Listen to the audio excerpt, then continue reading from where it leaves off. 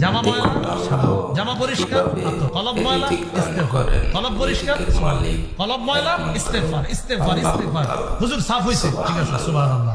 ইস্তেগফারে কলবের ময়লা দূর হয়, সুবহানাল্লাহ, কলব সুন্দর হয়। মনে থাকবেন, এইজন্য ইস্তেগফার বেশি বেশি পড়া। ইস্তেগফার পড়ার তো উপকারিতার শেষ নেই। আল্লাহ বলেন, ইস্তাগফিরু রাব্বাকুম ইন্নাহু কানা গফফারা। ইস্তেগফার পড়ো, বেশি বেশি ক্ষমা প্রার্থনা করো, আল্লাহ তোমাদেরকে মাফ করে দিবেন। বিশ্বাস করেন, আমরা যে 4-5 বার পড়ছি, আল্লাহর কসম প্রতিবার আমাদের গুনাহ মাফ হইছে।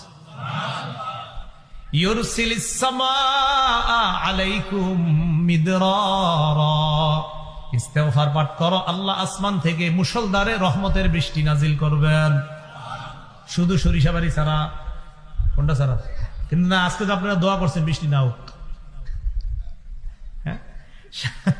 সারা বাংলাদেশ যদিও দোয়া করে বৃষ্টি হোক, কিন্তু জাগো মাহফিল হারা খালি কয় আমগো এলাকা ছাড়া। আচ্ছা, ঠিক আছে। তাহলে ইস্তেগফার বললে আল্লাহ রহমতের বৃষ্টি নাজিল করেন।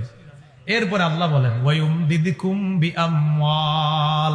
টাকা পয়সা দরকার, ইস্তেগফার পাঠ করো, আমি আল্লাহ ওয়াদা করলাম তোমাকে টাকা পয়সা দিব। ওয়াবানিনা, সন্তান দরকার, এখানে সেখানে না দৌড়াইয়া জামাই বউ দুইজন ইস্তেগফার পাঠ করো, আমি আল্লাহ সন্তান দিব। ওয়াজআল